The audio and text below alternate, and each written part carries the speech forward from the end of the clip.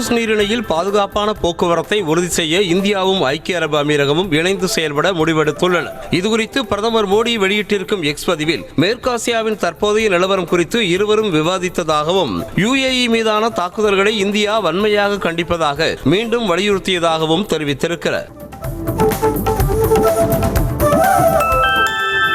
பிரதமரின் முத்ரா யோஜனா திட்டம் தொடங்கப்பட்டதில் இருந்து இதுவரை 39,48,000 கோடி கடன் அனுமதிக்கப்பட்டுள்ளதாக நிதியமைச்சர் நிர்மலா சீதாராமன் தெரிவித்திருக்கிறார். நாடாளுமன்றத்தில் இதுகுறித்த கேள்விக்கு பதிலளித்து பேசிய அவர் இத்திட்டம் ஏராளமான சிறு தொழில் முனைவோருக்கு பயனளித்துள்ளதாக கூறினார். நாடாளுமன்ற வளாகத்தில் மக்களவை எதிர்க்கட்சித் தலைவர் ராகுல் காந்தியின் செயல்பாடுகளை கண்டித்து முன்னாள் IAS, IPS மற்றும் ராணுவ அதிகாரிகள் உட்பட 204 பேர் திறந்த கடிதம் வெளியிட்டுள்ளனர். அதில் போராட்டம் என்கிற பெயரில் நாடாளுமன்ற படிக்கட்டில் அமர்ந்து டீ பிஸ்கட் சாப்பிடுவது ராகுலின் அகந்தையை காட்டுவதாக குறிப்பிட்டுள்ளனர். 4 மாநிலங்களில் மாவட்ட காங்கிரஸ் கமிட்டி தலைவர்களை தேர்வு செய்வதற்கான அகில இந்திய காங்கிரஸ் கமிட்டி பார்வையாளர்களை நியமித்து காங்கிரஸ் தலைவர் மல்லிகார்ஜுன கார்கே ஒப்புதல் அளித்திருக்கிறார். அதன்படி டெல்லிக்கு 14 பேரும், மகாராஷ்டிராவுக்கு 37 பேரும், அருணாச்சல பிரதேசத்துக்கு 12 பேரும், திரிபுராவுக்கு 9 பேரும் பார்வையாளர்களாக நியமிக்கப்பட்டுள்ளனர். ஈரான் தாக்குதலில் இஸ்ரேலில் காயமடைந்த இந்தியரை தூதர் JP சிங் நேரில் சந்தித்து ஆறுதல் கூறியதாக இஸ்ரேலில் உள்ள இந்திய தூதரகம் தெரிவித்திருக்கிறது. டெல் அவீவ் நகரில் உள்ள இச்சிலோ மருத்துவமனையை பார்வையிட்ட அவர் குண்டு சிதறலால் காயமடைந்த இந்தியரையும் சந்தித்ததாகவும் அவர் நலமாக குணமடைந்து வருவதாகவும் தெரிவித்திருக்கிறார். இந்திய விண்வெளி ஆராய்ச்சி நிறுவனமான இஸ்ரோ புவன் என்கிற பெயரில் புவி இடம் சார்ந்த இணையதளம் மற்றும் செல்போன் செயலியை உருவாக்கியுள்ளது. இந்த செயலி மூலம் 2 தொழில்நுட்பங்கள் அறிமுகப்படுத்தப்பட்டு உள்ளன. சுற்றுலாவை மேம்படுத்தவும் இந்தியா முழுவதும் உள்ள பாரம்பரிய மற்றும் கலாச்சார தலங்களை கண்காணித்து பாதுகாப்பதற்காக இந்த செயலி உருவாக்கப்பட்டுள்ளது. இந்திய கப்பல் அனுமதிக்கு ஈடாக ஈரான் கோரிக்கை வைத்ததாக கூறப்படும் தகவல் அடிப்படையற்றது என மத்திய வெளிவிவகார அமைச்சக செய்தி தொடர்பாளர் ரன்தீர் ஜெய்ஸ்வால் கூறியிருக்கிறார். மேலும் அந்த 3 கப்பல்களும் ஈரானுக்கு உரியவை அல்ல எனவும் கப்பல்களில் ஈரான் பணியாளர்களும் இல்லை எனவும் அவை கச்சா எண்ணெய் போன்ற சரக்குகளை ஏற்றி வந்த கப்பல் அல்ல எனவும் கூறியிருக்கிறார். அசாமில் ஏப்ரல் 9ஆம் தேதி சட்டப்பேரவை தேர்தல் நடைபெறவிருக்கும் சூழலில் காங்கிரஸ் MP ஒருவர் பதவியை ராஜினாமா செய்திருப்பது பரபரப்பை ஏற்படுத்தியுள்ளது. கட்சியின் மூத்த தலைவரான பிரத்யுத் போர்டோலாய் தனது மக்களவை MP பதவியை ராஜினாமா செய்வதாக அகில இந்திய காங்கிரஸ் கமிட்டி தலைவர் மல்லிகார்ஜுன கார்கேவுக்கு கடிதம் அனுப்பியிருக்கிறார். கட்சி நிர்வாகிகள் அவமதித்ததால் MP பதவியை ராஜினாமா செய்ததாக அசாம் மாநில காங்கிரஸ் மூத்த தலைவர் பிரத்யுத் போர்டோலாய் கூறியிருக்கிறார். காங்கிரஸ் தலைமை கூட தன் மீது அனுதாபம் காட்டவில்லை என்றும் வாழ்நாள் முழுவதும் காங்கிரஸ் கட்சியுடன் தொடர்புடையவனாக இருந்ததால் தாம் மிகவும் தனிமையாகி விட்டதால் இப்படி ஒரு முடிவை எடுக்க வேண்டிய சூழல் ஏற்பட்டதாகவும் கூறியிருக்கிறார். ஒடிசா மாநிலங்களவை தேர்தலில் கட்சி மாறி ஓட்டு போட்ட 6 MLA-க்களிடம் விளக்கம் கேட்டு பிஜு ஜனதா தளம் கட்சி தலைமை யோகாஷ் நோட்டீஸ் அனுப்பியுள்ளது. 6 பேரும் கட்சியின் வழிகாட்டுதல்களை மீறி பாஜகவுக்கும் பாஜக ஆதரவு வேட்பாளர்களுக்கும் வாக்களித்ததால் அக்கட்சியினர் வெற்றி பெற்றதாக குற்றம் சாட்டி நோட்டீஸ் அனுப்பப்பட்டுள்ளது.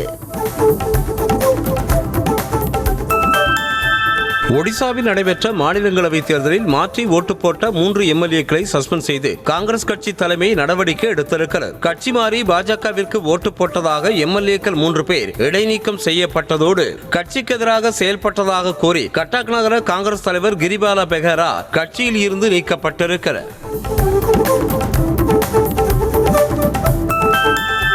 மணிப்பூர் மாநிலம் காம்ஜோங் மாவட்டத்தில் 4 ரிக்டர் அளவு பதிவான நிலநடுக்கத்தால் சட்டப்பேரவை சிறிது நேரம் ஒத்திவைக்கப்பட்டது. சட்டப்பேரவை கூட்டத்தொடரின் போது நில அதிர்வை உணர்ந்த மூத்த காங்கிரஸ் MLA பேச்சை நிறுத்திய நிலையில் அவையை 5 நிமிடங்களுக்கு ஒத்திவைப்பதாக சபாநாயகர் அறிவித்தார். பின்னர் அவை நடவடிக்கைகள் மீண்டும் தொடங்கி நடைபெற்றன.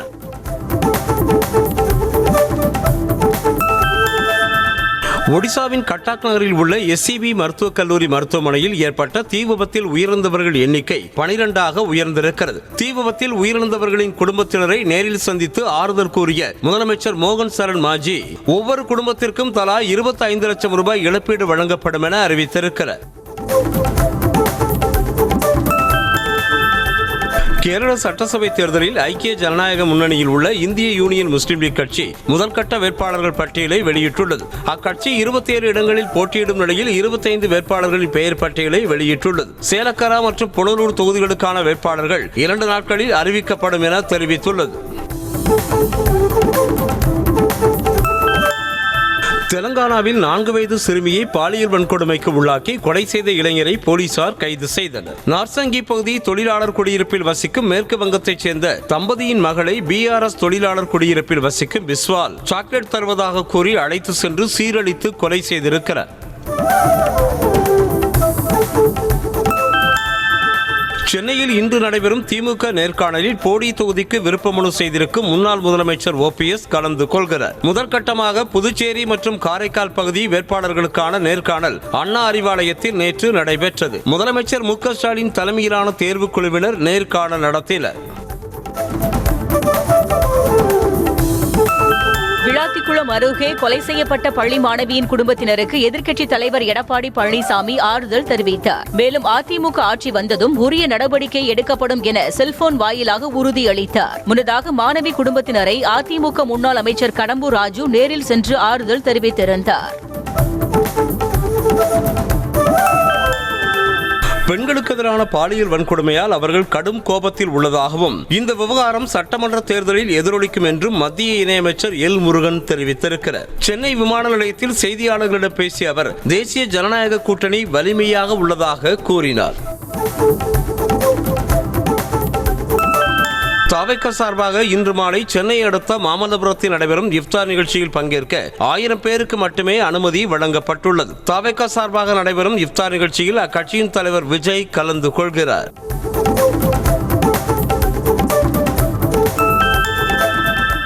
தன்னை பற்றி தவிக நிர்வாகி ஆதவ் அர்ஜுனா கூறிய கருத்து உண்மைக்கு மாறானது என நடிகர் ரஜினிகாந்த் தெரிவித்துள்ளார். இதுகுறித்து எக்ஸ் தளத்தில் அறிக்கை பதிவிட்டுள்ள ரஜினிகாந்த் காலம் பேசாது, ஆனால் காத்திருந்து பதில் சொல்லும் என குறிப்பிட்டுள்ளார். தனக்கு ஆதரவாக குரல் கொடுத்ததாக அதிமுக பொதுச் செயலாளர் எடப்பாடி பழனிசாமி, நயினார் நாகேந்திரன் உள்ளிட்ட அனைவருக்கும் ரஜினி நன்றி தெரிவித்துள்ளார். ரஜினி மனவலிமை இல்லாதவர் என பேசிய விவகாரத்தில் தவிக நிர்வாகி ஆதவ் அர்ஜுனா பகிரங்கமாக மன்னிப்பு கேட்டிருக்கிறார். சென்னை பெரம்பூரில் நடந்த தவிக பொதுக்கூட்டத்தில் பேசிய அவர் வருத்தத்தையும் மன்னிப்பையும் பகிரங்கமாக தெரிவித்துக் கொள்வதாக கூறினார். மேலும் ரஜினியின் அறிக்கைக்கு மட்டுமே பதில் என்றும் வேறு யாருக்கும் பதில் சொல்ல வேண்டியதில்லை எனவும் தெரிவித்திருக்கிறார். கரூர் துயர சம்பவம் தொடர்பாக திமுக MLA செந்தில் பாலாஜியிடம் 6.5 மணி நேரம் நடைபெற்ற CBI விசாரணை நிறைவு பெற்றது. 41 பேர் உயிரிழந்த விவகாரத்தில் தவிக தலைவர் விஜய் குற்றச்சாட்டு குறித்தான கேள்விகளுக்கு அதிகாரிகளிடம் செந்தில் பாலாஜி விளக்கம் அளித்தார்.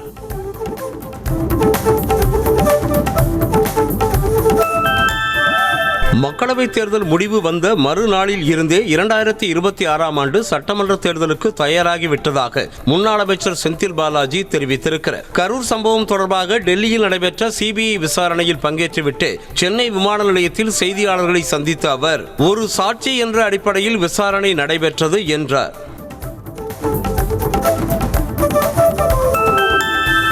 புதுச்சேரியில் சட்டமன்ற தேர்தலுக்கான வேட்புமனு தாக்கல் தொடங்கிய நிலையில் இன்று பல வேட்பாளர்கள் வேட்புமனு தாக்கல் செய்ய வாய்ப்புள்ளதாக கூறப்படுகிறது. கூட்டணி பேச்சுவார்த்தையில் இழுபறி நீடித்து வரும் நிலையில் வேட்புமனு தாக்கல் நிறைவடைய 5 நாட்களே உள்ளதால் இன்று முதல் வேட்புமனு சூடு பிடிக்கும் என எதிர்பார்க்கப்படுகிறது.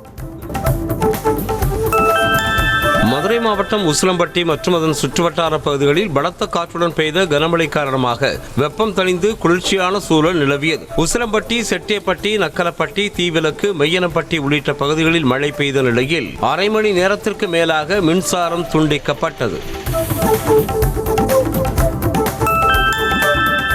நீலகிரி மாவட்டம் உதகையில் ஆலங்கட்டி மழை பெய்ததால் சுற்றுலா பயணிகள் மற்றும் பொதுமக்கள் மகிழ்ச்சி அடைந்தனர். காலை முதலே வானம் மேகமூட்டத்துடன் காணப்பட்ட நிலையில் மாலை நேரத்தில் பலத்த மழை கொட்டி தீர்த்தது. அப்போது ஒரு சில பகுதிகளில் மட்டும் ஆலங்கட்டி மழை பெய்தது.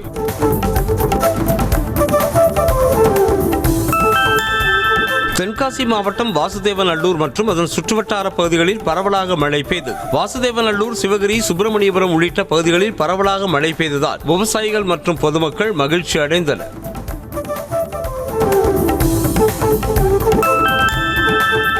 திண்டுக்கல் மாவட்டம் கொடைக்கானலில் கடும் பனிமூட்டம் காரணமாக வாகன ஓட்டிகள் கடும் சிரமத்திற்கு ஆளாகினர். எதிரே வரும் வாகனங்கள் கூட தெரியாத அளவிற்கு கடும் பனிமூட்டம் நிலவியதால் வாகனங்களை இயக்க முடியாமல் வாகன ஓட்டிகள் சிரமப்பட்டனர்.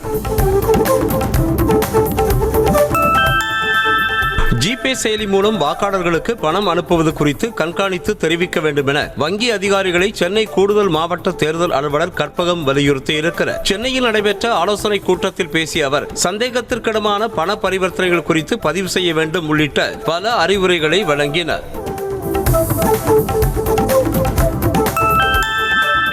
சென்னை மாவட்ட தேர்தல் அலுவலகத்தில் தேர்தல் ஊடக கண்காணிப்பு மையம் கட்டுப்பாட்டு அறை அமைக்கப்பட்டு 24 மணி நேரமும் தொடர்ந்து கண்காணிக்கப்பட்டு வருகிறது. இதில் 24 மணி நேரமும் சுழற்சி முறையில் இயங்கும் வகையில் பணியாளர்கள் பணியமர்த்தப்பட்டு தொடர் கண்காணிப்பு பணிகள் மேற்கொள்ளப்பட்டு வருகின்றன.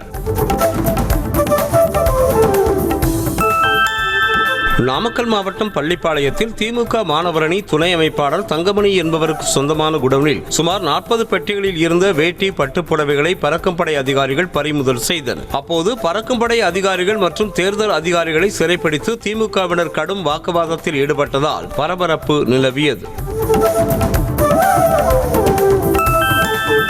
விருதுநகரில் உரிய அனுமதியின்றி கொண்டு சென்ற 14 கோடி ரூபாய் மதிப்புடைய தங்கம் வெள்ளிப் பொருட்கள் பறிமுதல் செய்யப்பட்டுள்ளன. மதுரையில் இருந்து நாகர்கோவில் மார்த்தாண்டம் நோக்கி சென்ற கூரியர் வேனை விருதுநகரில் அதிகாரிகள் சோதனை செய்தனர். அதில் 14 கோடியே 2 லட்சம் ரூபாய் மதிப்புடைய தங்கம், வைரம், பிளாட்டினம் உள்ளிட்ட நகைகளை பறக்கும் படையினர் பறிமுதல் செய்தனர். திருப்பூர் மாவட்டம் தாராபுரத்தில் ஆவணமின்றி எடுத்து செல்லப்பட்ட 15 சவரன் நகைகளை பறக்கும் படை அதிகாரிகள் பறிமுதல் செய்தனர். சென்னை கூடுவாஞ்சேரி பகுதியைச் சேர்ந்த சந்தோஷ்குமார் காரில் நகைகளை எடுத்து சென்றபோது பறக்கும் படை சோதனையில் சிக்கியது குறிப்பிடத்தக்கது. கரூரில் உரிய ஆவணமின்றி கொண்டுவரப்பட்ட 6,27,000 ரூபாயை தேர்தல் பறக்கும் படையினர் பறிமுதல் செய்தனர். அரவிந்த் ப்ளூ மெட்டல்ஸ் நிறுவனத்தின் ஓட்டுநராக பணியாற்றி வரும் துரைமுருகன் வந்த காரை சோதனையிட்ட அதிகாரிகள் உரிய ஆவணங்கள் இன்றி எடுத்து வரப்பட்ட பணத்தை கைப்பற்றினர். கோவையில் என்டிஏ கூட்டணி ஆர்ப்பாட்டத்திற்கு காரில் சென்ற பாஜக முன்னாள் தலைவர் அண்ணாமலை மேம்பாலத்தில் கடும் போக்குவரத்து நெரிசல் ஏற்பட்டதால் காரில் இருந்து இறங்கி இருசக்கர வாகனத்தில் சென்றார். கூட்ட நெரிசல் குறையாமல் இருந்ததால் பின்னர் நடந்தே பாலத்தில் சென்ற வீடியோ தற்போது இணையத்தில் வெளியாகி வைரலாகி வருகிறது.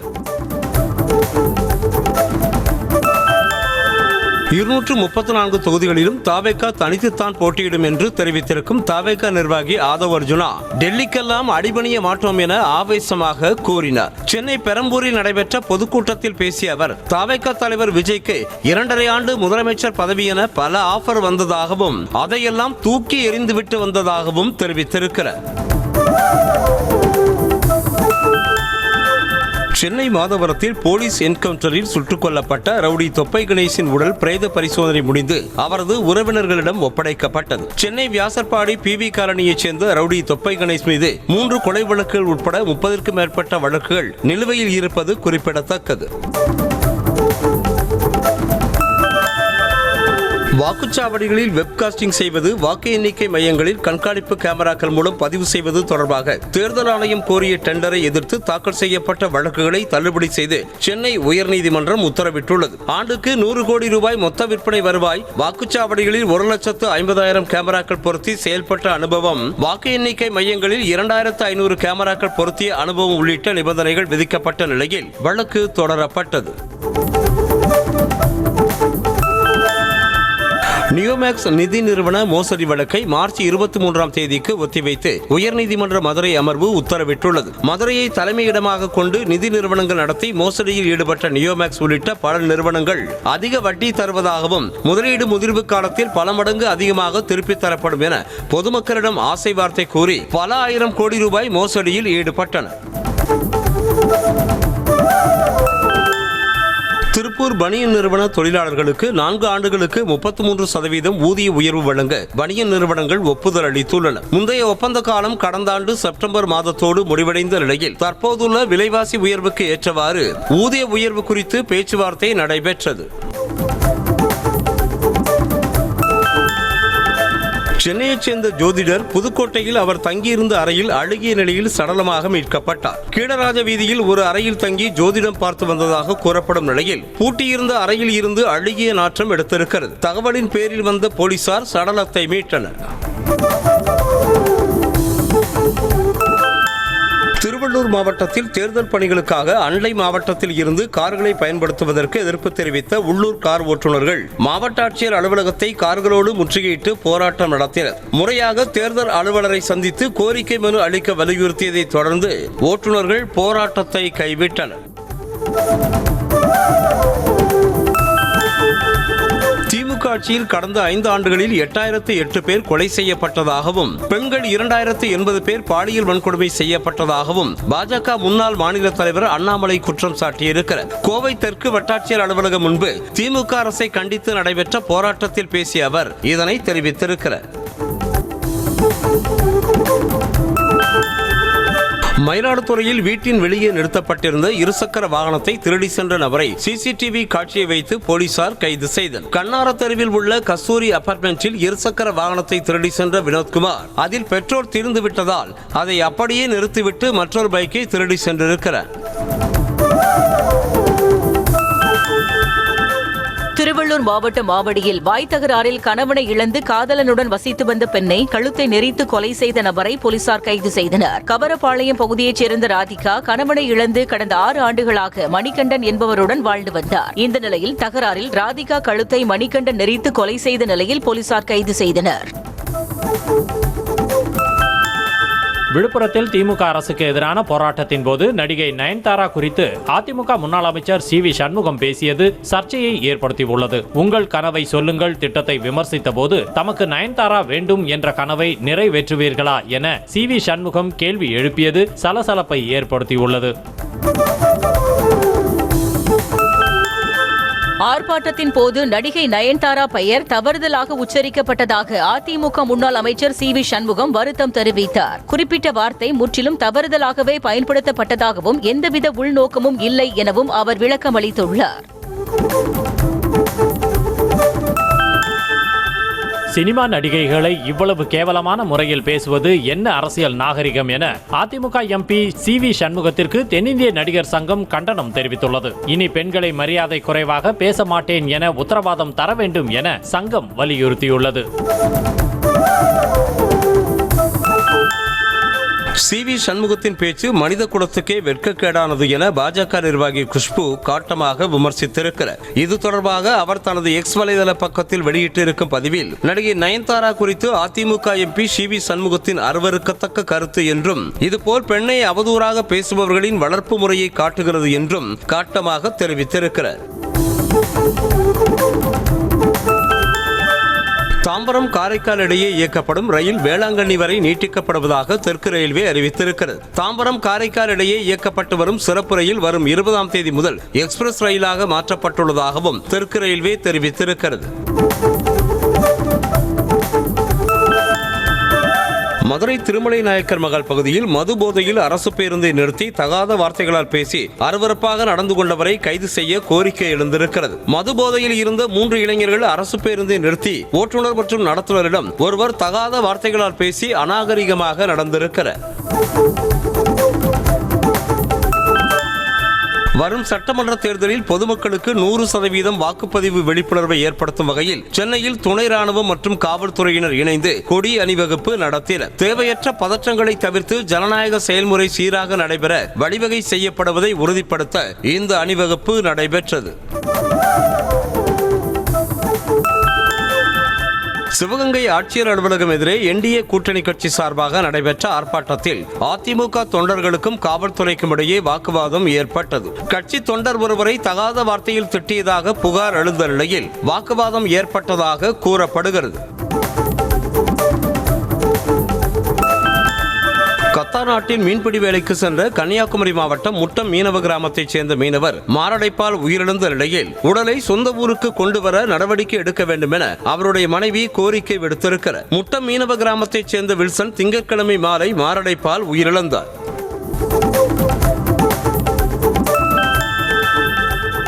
திருப்பூர் மாவட்டம் வேளாம்பூண்டி அடுத்த அரிக்காரன் வலசு பகுதியில் அனுமதியின்றி செயல்படும் கார்பன் தயாரிப்பு நிறுவனத்தை உடனடியாக மூட வலியுறுத்தி கன்னிவாடி நில வருவாய் ஆய்வாளரை சந்தித்து கிராம மக்கள் மனு அளித்தனர். ராஜேஷ் என்பவர் நடத்தி வரும் நித்தன்யா இண்டஸ்ட்ரீஸ் தொழிற்சாலையிலிருந்து வெளியேறும் கரும்புகை காரணமாக சுவாச கோளாறு உள்ளிட்ட பல்வேறு பிரச்சனைகள் ஏற்படுவதாக மக்கள் குற்றம் சாட்டினர்.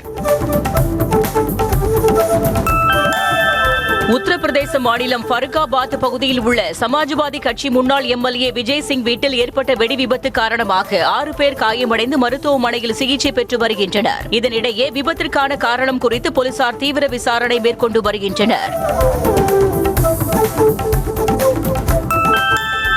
மத்திய பிரதேச மாநிலம் சிவ்புரியில் வீடு புகுந்த மர்ம நபர் தங்க நகைகளை திருடியதோடு சிலிண்டரை திருடி சென்ற சிசிடிவி காட்சி வெளியாக இருக்கிறது. வீட்டின் பூட்டை உடைத்து உள்ளே புகுந்த மர்ம நபர் பீரோவில் இருந்த நகை மற்றும் பணத்தை கொள்ளையடித்து சென்ற கொள்ளையனை சிசிடிவி காட்சிகளை வைத்தே போலீசார் விசாரணை மேற்கொண்டு வருகின்றனர். ரம்ஜான் பண்டிகை நெருங்கி வரும் நிலையில் மும்பையில் விற்பனை களை கட்டி இருக்கிறது. வரும் 21ஆம் தேதி ரம்ஜான் பண்டிகை கொண்டாடப்படவிருக்கும் நிலையில் மசூதிகளில் சிறப்பு தொழுகைகள் நடைபெற்று வருவதோடு அதனை சுற்றியுள்ள சாலையோர கடைகளில் விற்பனை சூடு பிடித்திருக்கிறது. உத்தரப்பிரதேச மாநிலம் ஹர்தோயில் நள்ளிரவில் எரிவாயு குழாயில் இருந்து கசிவு ஏற்பட்டதால் பரபரப்பு நிலவியது. விரைந்து சென்ற தீயணைப்புத்துறை வீரர்கள் மற்றும் போலீசார் ஊழியர்களோடு சேர்ந்து கசிவு ஏற்பட்ட இடத்தை அறிந்து அதனை சரி செய்தனர். மேலும் எரிவாயு கசிவு எப்படி ஏற்பட்டது என்பது தொடர்பாக விசாரணைக்கு உத்தரவிடப்பட்டுள்ளது.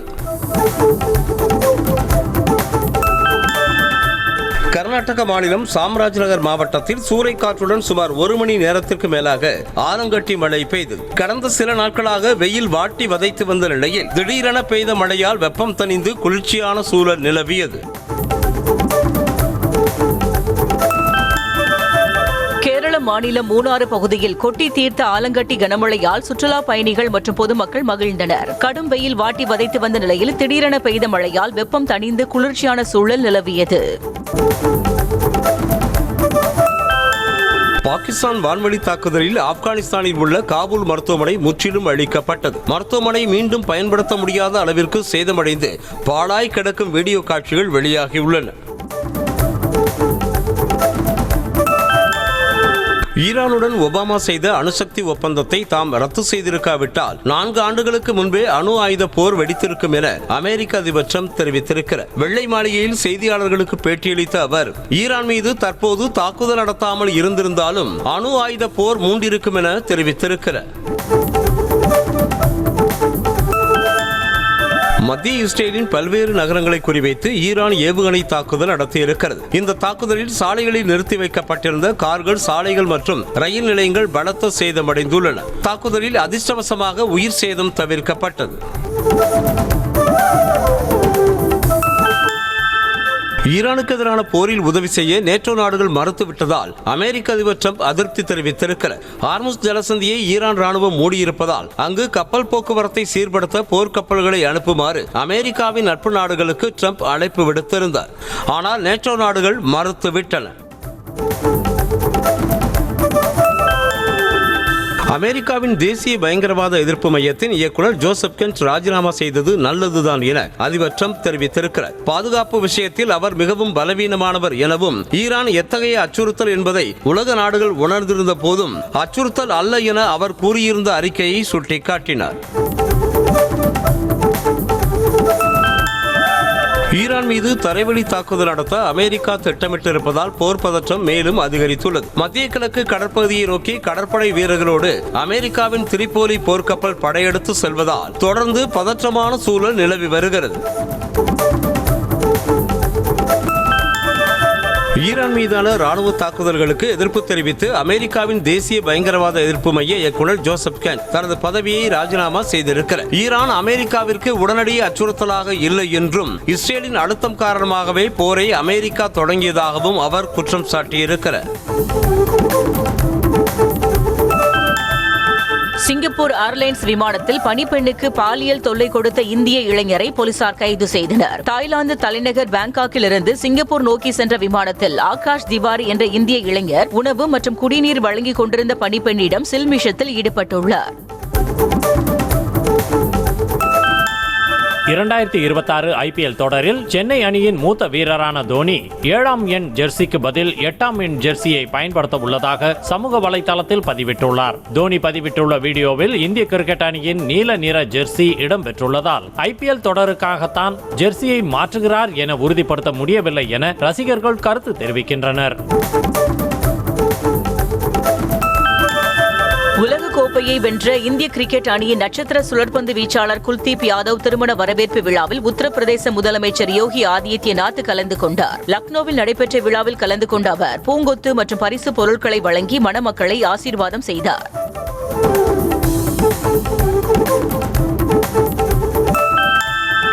IPL தொடர் வரும் 28ஆம் தேதி தொடங்கும் நிலையில் சென்னை சூப்பர் கிங்ஸ் அணியில் தோனியின் தற்போதைய பங்கு என்ன என தென்னாப்பிரிக்க அணியின் முன்னாள் ஜாம்பவான் டிவிலியர்ஸ் கேள்வி எழுப்பியிருக்கிறார். வெறும் பெயருக்காக மட்டும் இருப்பதை விட அணியில் இருந்து அவர் வெளியேற வேண்டும் என விமர்சித்திருக்கிறார். டெல்லி கேபிட்டல்ஸ் அணியின் தொடக்க ஆட்டக்காரராக KL ராகுல் களமிறங்குவது உறுதி செய்யப்பட்டுள்ளது. 2025 IPL சீசனில் ராகுல் பெரும்பாலும் 4வது வரிசையில் விளையாடிய நிலையில் தொடக்க வீரர்கள் யாரும் சரியாக விளையாடவில்லை. ஆகவே இந்த முறை ராகுலையே மீண்டும் தொடக்க வீரராக களமிறக்க டெல்லி அணி நிர்வாகம் முடிவு செய்திருக்கிறது.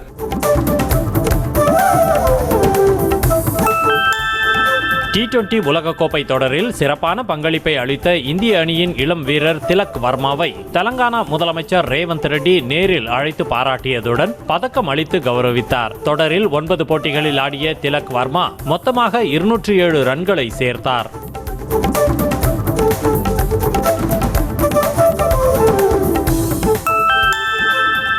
கடந்த 6 ஆண்டுகளாக T20 ODI போட்டிகளில் இந்திய அணியின் செயல்பாடு பிரமிக்கத்தக்க வகையில் உள்ளதாக ஆஸ்திரேலிய அணியின் முன்னாள் கேப்டன் ரிக்கி பாண்டிங் கருத்து தெரிவித்தார். அழுத்தமான சூழலை சந்தித்து ஆடும் வீரர்கள் அணியில் இடம்பெற்றுள்ளதால் தான் வெற்றி எளிதில் கிடைப்பதாக கூறினார்.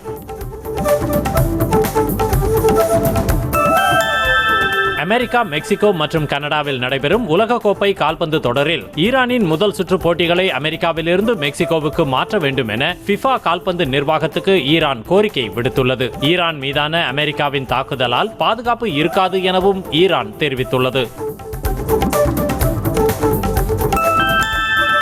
நியூசிலாந்தில் நடைபெற்ற தென்னாப்பிரிக்காவுக்கு எதிரான 2வது T20 கிரிக்கெட் போட்டியில் 68 ரன்கள் வித்தியாசத்தில் நியூசிலாந்து அணி வெற்றி பெற்றது. முதலில் ஆடிய நியூசிலாந்து அணி 20 ஓவரில் 6 விக்கெட்டுக்கு 175 ரன்களை சேர்த்தது. பின்னர் ஆடிய தென்னாப்பிரிக்க அணி நியூசிலாந்து அணியின் பந்து வீச்சை சமாளிக்க முடியாமல் 15.3 ஓவரில் 107 ரன்களுக்கு ஆல் அவுட் ஆனது.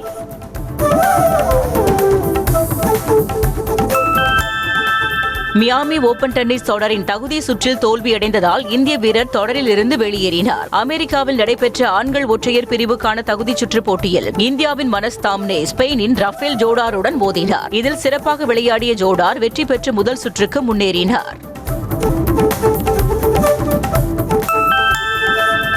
மணிரத்னம் விஜய் சேதுபதி கூட்டணியில் உருவாகியுள்ள புதிய திரைப்படத்தில் சாய் அபியங்கரை இசையமைக்க வைக்க பேச்சுவார்த்தை நடைபெற்று வருவதாக கூறப்படுகிறது. இதுகுறித்து மணிரத்னம் சாய் அபியங்கரிடம் பேச்சுவார்த்தை நடத்தியதாகவும் தெரிகிறது. இளையராஜா, AR ரகுமான் வரிசையில் சாய் அபியங்கர் பணியாற்ற உள்ளதாக ரசிகர்கள் கருத்து தெரிவிக்கின்றனர். விருதுநகர் மாவட்டம் ஸ்ரீவில்லிபுத்தூர் பெரிய மாரியம்மன் கோவில் பூக்குழி திருவிழாவை முன்னிட்டு நடைபெற்ற வையாளி சேவையில் ஏராளமான பக்தர்கள் பங்கேற்று சுவாமி தரிசனம் செய்தனர். மாரியம்மன் குதிரை வாகனத்தில் எழுந்தருளி பக்தர்களுக்கு காட்சியளித்தார். திருவள்ளூர் மாவட்டம் சிறுவாபுரி முருகன் கோயிலில் நீண்ட வரிசையில் காத்திருந்த பக்தர்கள் சாமி தரிசனம் செய்தனர். கோடைக்காலம் தொடங்கிவிட்டதால் போதிய அளவு நிழற்குடைகள் மற்றும் குடிநீர் வசதிகளை செய்து தர வேண்டும் என பக்தர்கள் கோரிக்கை விடுத்துள்ளனர்.